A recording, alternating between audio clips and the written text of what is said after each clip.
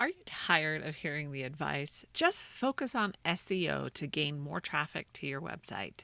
And then no one tells you how or what the heck SEO is. If you're overwhelmed and just hearing the word SEO strikes fear in your heart, then this is for you.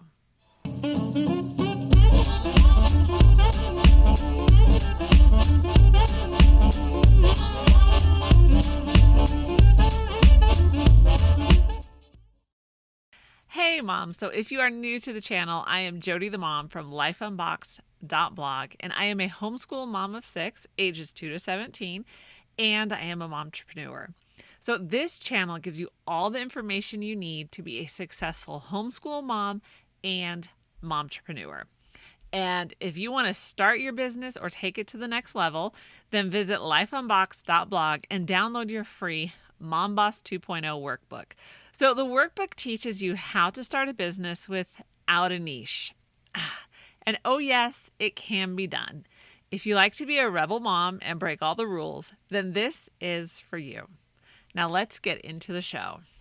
So, does the word SEO strike fear in your heart? Are you suddenly overwhelmed with confusion, wondering how you will ever understand this strange and complex world of SEO and marketing? If you're trying to launch an online business or an online presence, then you've heard the word SEO. But you probably thought that it was too complex and confusing. After all, so many businesses hire it out. How can you, a beginner web creator or new blogger, ever figure this out? So I've seen marketing experts post that they were able to do their own SEO, and this was a huge accomplishment for them. So I always thought this would be too difficult for me to figure out then, because if these expert marketers, are cheering their accomplishments, then how can a beginner or a newbie actually figure it out? And I always thought I would never get it or be able to do it. So starting out as a momtrepreneur is hard enough without adding one more thing to your plate. But have no fear, mom, because I got your back. I am going to explain SEO in the simplest terms possible so you can understand it and do it yourself. It really is possible. You can. So when I first decided to offer web services, I thought I would never offer SEO to clients. I didn't understand it, and it sounded like this complex system with a steep learning curve that I just wouldn't have the time to learn. I was totally convinced that I couldn't do it. But rarely is a challenge presented to me that I don't accept. Yes, I'm weird like that. My brain craves being challenged. It is kind of exhausting though. Anyway, I decided I would take a class. We had a subscription to, a set of classes like Skillshare, but the one we had used was bought by another company. And I decided to figure out this SEO thing. Do you know what I discovered? It isn't as complicated as it seems. The reason businesses hire it out is because it is time consuming, but it is not complicated. I could understand it, and amazingly, I could do it too. I remember watching the classes thinking, that's it? That is really all there is to SEO? Where's the mystery? Why is it so shrouded in a veil of secrecy? Because that's how it seems when you talk to people about it. So now that I've taken the hours of classes and received the certificates, yes, they are on my LinkedIn profile, I am going to impart that knowledge to you in stupid, simple terms, or at least try to. I like to hold to the acronym KISS, keep it simple, stupid, because it doesn't need to be hard. Okay, so what is SEO and marketing? Let's unveil the mystery of SEO and what exactly it is. First, you need to take off the "this is too complicated" filter, because that will keep you from understanding it. It is simple. Yes, there are a lot of parts to it, but it is not hard to understand. So remove all ideas that is going to be really complicated, and remind yourself that it is simpler than you think. Now that you are ready for it, let's talk about why you need to know how SEO and marketing is used. SEO stands for search engine optimization. And basically, you're telling the search engines, hey, if anyone types in this, my website has the answer. Yes, it is that simple. It really is. Now, how to do this is a bit more complex, but SEO is really this simple. You're telling the search engine, hey, this is what it's about. So Google has over 200 parameters that they are looking for to rank your page, or at least I've heard that, and it is proprietary. So everything is best guess or best educated guess. But we are not going to get into all of that because this post is about keeping it stupid simple.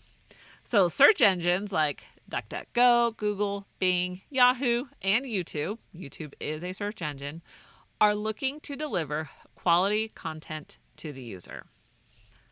Think about your own searches. When you type your question into the search bar, are you expecting random answers, or are you expecting to get pages and pages of answers to your specific questions?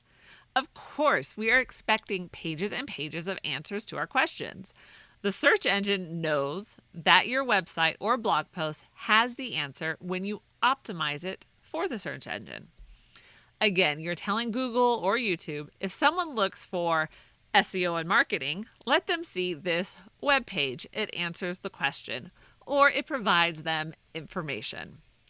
So it is important to understand what the search engines are doing so you can be the page that ranks for quality content. And as a momtrepreneur, your goal is to get your business or message in front of as many people as possible. So you need to understand what the search engines are thinking and an idea of how they work, so you can get your content to rank on page 1, hopefully. This is the goal. You want your page or website to rank on the first page of the search engines. So you kind of want to be in about the top 10 pages for the search results. This should get you on page 1. Okay, now this is the part I hate. Search engine optimization takes time. It takes a while to see results, so keep it in mind as you work to optimize your website or blog post. It seems to take at least 6 to 9 months for traction to happen. At least that's what I've been told. So one of my posts has made it to page 1 on Google, but it only lasted about a week. So I track the main keywords that I use with Ubersuggest. And this is part of their paid feature, but it allows me to add, I believe it's up to 100 keywords to track. And then Ubersuggest will then tell me how I'm ranking for those specific keywords. I'm sure there's other tools out there that will do the same thing. I just don't know what all of them are. Anyway, so let's get into the practical how to use SEO now. So how do you actually use SEO on your website? So number 1, you want to start with keyword research for SEO. So this is going to be the first place you start and the first place you are confused, because everyone uses the term keyword, but to be more accurate, it is a key phrase. You aren't just using one word to optimize your post. You are using a phrase. It can be anywhere from 3 to 5 words, but really there isn't a limit on how many words you use in your keyword phrase. Again, you get beyond 5 words and it becomes more of a sentence than a phrase. So that's the only reason. So these are also called long tail keywords. So you'll hear these different terms, but seriously, don't get caught up in all of these terms. I just want you to know what people mean when they say them. So when they say keyword, when they say long tail keywords, and all of those things, they really mean your key phrase. So just keep that in mind. So how do you actually find the right keywords to use? There are a few tools that you can use to find the keywords. I like to use Ubersuggest, and they do have a free tier as well. That's what got me hooked to start with, because some of the other tools like Moz or SEMrush, BuzzSumo, and TubeBuddy for YouTube, but TubeBuddy has a free tier as well. They're all like super expensive. And so Ubersuggest was like, hey, you can do some free keyword research here. And then I eventually bought it. Good marketing strategy. You can also use Google AdWords for research, and this is free, but it is a little more complicated to explain than I can in a stupid simple post, because it's set up for advertisers, not necessarily to do specific keyword researching. So it doesn't have the ease of use that some of these other tools that I mentioned offer. But just so you know, it is available to use and it is free. So the thing to keep in mind when you look for a keyword or phrase, so we're going to be using all these things interchangeably. You want to look for a high volume of searches and low competition. So in Ubersuggest, they highlight those words in green. And let's just hop out of here real quick and I will show you. Okay, so the keyword that I'm searching in Ubersuggest, my keyword phrase, is SEO in marketing. So if you come down here, this is the keyword right here. Let me scroll up so you can see it. And you can see it's the SEO difficulty is in green. Honestly, I don't care about paid difficulty or what is this, cost per click or anything like that. I want to know the volume. So there's about 8,100 searches. And then I want to know that the competition is low. So that's what this green tells me here. And you can see, we come down here, you have some in yellow. So these words are not as good. And then the red's like, red means stop. Just don't even go there. So, so Ubersuggest makes it really easy to do keyword research. And for those of us who are visual people, the red, yellow, and green, like it just speaks our language. Okay, so let's get back to where we were. Okay, number 2. Now that you have your keyword, you need to create your content. And so you want to use your keyword throughout your title, your subtitles, and throughout all of your content. So your keyword is in hand. Let's start writing. And the first place to use your keyword is in your title. This lets your reader and the search engine know what your post is about. The next place to use your key phrase is in the first paragraph of your post. And I even have seen some recommend make the first sentence of the post in H2 heading and have your keyword in there as well. I haven't tried that one yet, but it is on my list of things to do. So you want to use the keyword, again, in the first sentence or in the first paragraph at a minimum of your post or web page, wherever it is. And again, this lets your reader and the search engine know what you're writing about. So it immediately introduces your reader to the topic. So you also want to include your keyword in your post subtitles or H2 headlines. Use your keyword or variations of it in all of your headings. So if you're including H3 and H4 subtitles, use the key phrase there as well. So something to keep in mind, you don't want to keyword stuff. And this means that you're overusing your key phrase and search engines frown on it. That is, if they could frown. I know you're thinking, but how do I know if I am overusing it? Again, you're just telling me, you're just saying, making a statement and then not telling me what it means. Well, stick with me and we will get into that as well. And it's really easy, okay? So stay with me. It is really easy to know if you are keyword stuffing your post. So you also want to use synonyms of your key phrase. Do you remember being in first grade or third grade learning about synonyms? They sound like cinnamon. Just remember that from a teacher. Anyway, so for example, if your keyword is work from home, You can also include these synonyms in your heading. So H2, H3, H4, etc. So here are your synonyms if your keyword is work from home. Work from home mom, working from home, working at home, mom working from home, work from anywhere. And, the list can go on and on. But you're giving the search engines more information and increasing the possibility of ranking for some of these other phrases as well. So remember, when writing all of your ridiculously good ideas and trying to remember SEO, you want to write for your reader, not the search engines. But I'm going to throw this in there, okay?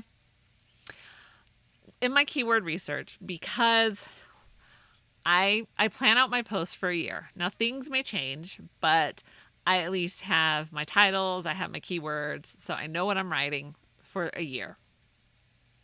And I'll start planning that in July, because there's no school. And so I can focus on that and I don't have to focus on school. So I have a little bit more space in my schedule. So that's why I do it. So it's because I am an uptight planner, and it's also because it's when I actually have time to sit down and do it all. Anyway, so I came across one keyword. I can't remember what the title is, but it will come out. But one of the words is don't, and it's don't spelled without an apostrophe. Do you know there was like a massive amount of searches for the key phrase that I was looking up with don't spelled without an apostrophe. I'm like, you know what?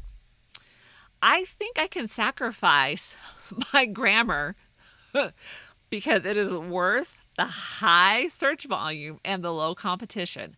So you want to write for the reader, but at the same time, you have some flexibility with that. So yes, if you see a post that doesn't have an apostrophe in don't, that is why.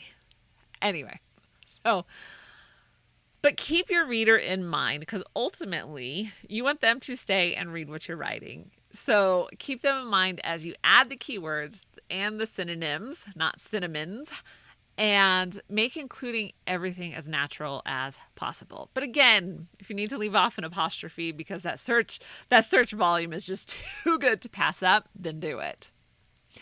Number 3 is images. Another important piece of content to use in your SEO for marketing strategy is images. So these are also very important to your SEO rank. So use your keyword when you name your image files. That's one place, because it will be pulled into your post and make your images more searchable for that keyword. So you can do, if your key phrase is SEO and marketing, you can do SEO and marketing 1, SEO and marketing 2, SEO and marketing 3, etc., etc. Okay, because every search engine has an image tab, and images are returned in search results, or users can search specifically for images. So use every tool you have at hand to increase your rankings in search engines. And really, SEO, it is about all of these baby steps being put together to get big results for you. So there's a lot of little things to do to put them all together. Like, think of a Lego tower or something. You're building and building and building with all these little pieces, and finally you're going to have this amazing build. And so that's what you're doing with SEO. Okay, so there is some disagreement when it comes to the alt text of an image. So if you're using a WordPress site, this is something that is filled in when you upload the image to WordPress. Some people will tell you to include your keyword in your image alt text. Others will say that is not the purpose of that box, the image alt text box, and it shouldn't be used this way. And so I'm going to tell you what the image alt text is meant for, and then you can decide. It is meant to describe the image, one, if it fails to load, and it is also used by screen reading software that those who are visually impaired use. So that is the actual purpose of the alt text box. Now, One suggestion is you could do SEO and marketing and pinnable image for your Pinterest ones. The idea, though, for the alt text box is to describe the image. And it doesn't have to be a verbose description, but very direct, like drinking coffee and writing at the desk. Because I do know that it is used for the visually impaired use, I tend to lean towards those who say use the alt text box for its intended purpose, to accurately describe the image so visually impaired people are able to read it. Number 4, plugins. Okay, in the world of web design, there will always be disagreement and a lot of opinions. This web hosting is the best. No, that one is terrible. Use this web hosting. This theme is the easiest to use. And it goes on and on. And of course, I have some opinions on those matters as well. So right along with hosting and what theme is the easiest to use, there are also many opinions when it comes to WordPress plugins for SEO. I personally use the Yoast plugin with the Divi theme. And in all of my 7 odd years of using it, I've never had any issues between the theme and the plugin. Just saying, it's worked. But I've also seen Divi fans also suggest rank math as well, but I've never used it. But that's also, I just wanted to throw that out there. If somebody, like I said, everyone has an opinion on what's better. So Yoast is a plugin, and so is Rank Math, that's specifically for helping to boost your SEO and marketing for your website. And there's a place to fill in your keyword phrase, set your URL slug. Now the URL slug is, on your website when it's like lifeunboxed.blog / and then sometimes people leave in the dates. Don't leave in the dates. So that slug should be your keyword. So whatever comes after. Usually by default, WordPress will put in the entire title of your post. And so in Yoast, you can set what you want your slug to be.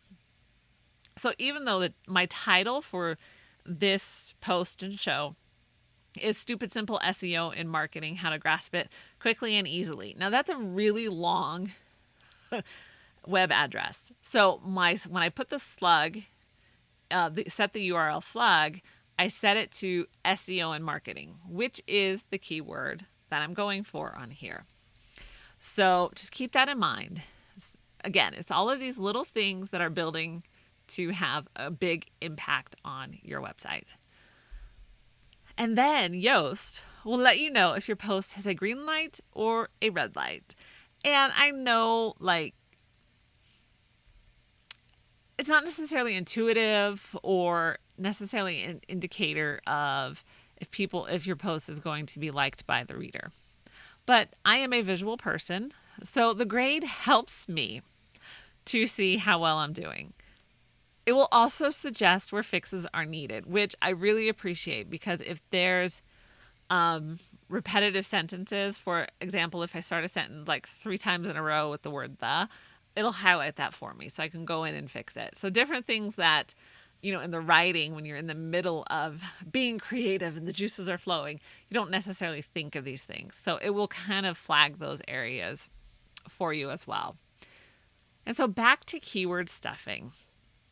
The plugin will let you know if you overused or underused your key phrase.